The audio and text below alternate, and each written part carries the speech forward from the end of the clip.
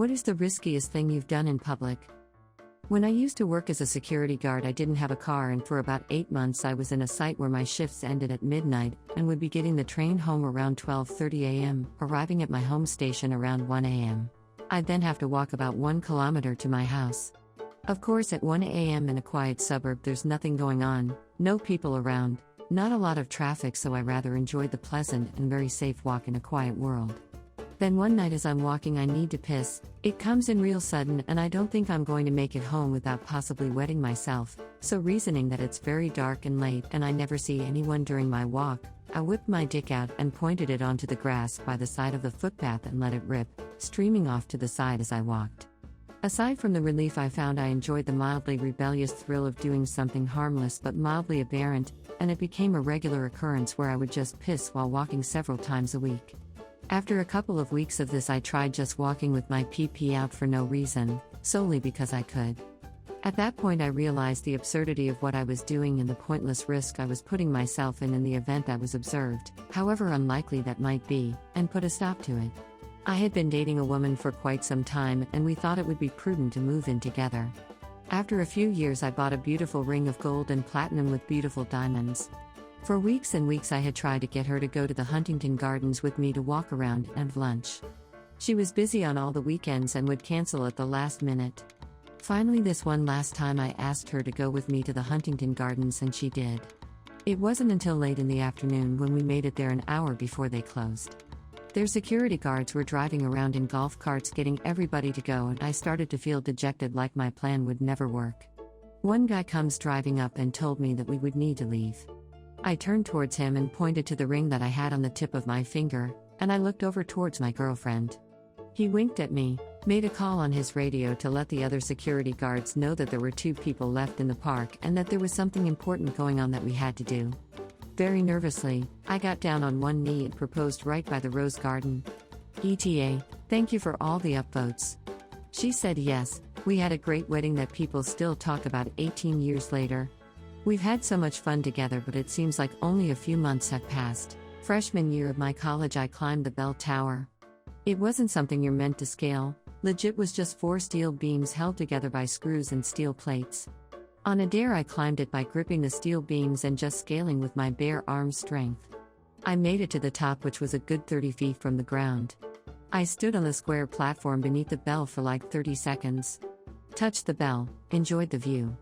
I was filled with high-octane adrenaline, so I didn't feel any fear for my situation until the bell tower shifted from my weight. Then I got scared, realized I was in a very unsafe situation. Legit felt the entire tower shift back and forth. Climbed down and made it to the bottom in about 2 minutes. On the opposite side of the tower was a cop interrogating my friends. I descended on the opposite side of the tower, so he didn't see me. This was like 1 a.m. BTW. I land back on the ground and round the corner and go, "Hey, what's happening, guys?" Cop goes, "Where the F did you come from?" My friends laugh, and to this day that cop has no idea where I appeared from. He was just questioning my friends, and halfway through I just appeared behind him. He eventually let us go with a warning, and we laughed it off as we returned to our dorms. This was stupid, but thankfully I was strong enough to do it and sagacious enough to descend at the perfect time. This was almost 14 years ago. I still have dreams of standing on the top of that tower, feeling the steel platform floor. The warm summer wind blowing through, showcasing an ethereal view, and the inevitable tower shift which always turns my dream into a nightmare, tagging in a gang-infested neighborhood, not knowing what could have potentially happened to me. My friend and I just liked to draw. We eventually got into lettering, which became tagging. Then he started a tagging crew. Almost got caught once by the cops. We used the riverbed as a shortcut to get across the city, so to access it there would be parts of the fence that were cut, so you just slip in through there. One time we were about to get to our destination, and we decided to tag on the concrete. I carried a red marker in my sock. I was sitting down and was about to reach for it, and a cop came up behind us and asked us what we were doing here. Felt my soul leave my body. Was hoping he didn't pat us down. Got a pat down previously because I was shooting hoops at the school when it was closed. This is as a 5th grader, not an adult. Just told the cop that we were using the shortcut, and he warned us about gang members and coyotes. Lol, that shortcut was interesting. Caught a lobster there once. Also saw people having sex on one of the picnic tables at the park. Don't think the exit for it exists anymore, as the baseball park has long since been demolished and replaced with housing for senior citizens. Okay, so bear in mind this happened back in 2004-ish.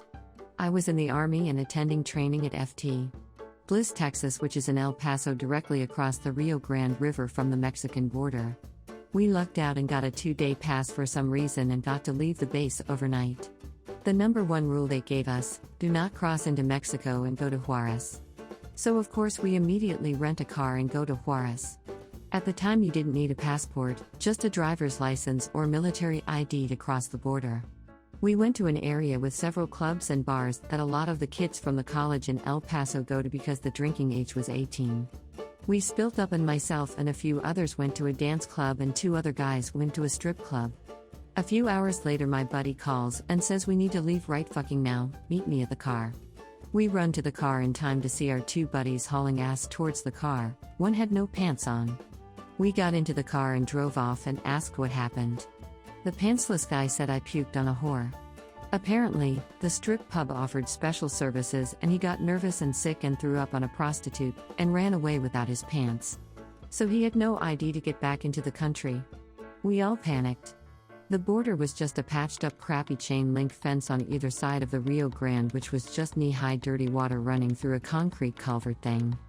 We could see some railroad tracks and a gas station on the American side and decided our friend and myself, he was super intoxicated, I was lesser so, would crawl through one of the many holes in the fence and beat feet to the gas station where the others would pick us up.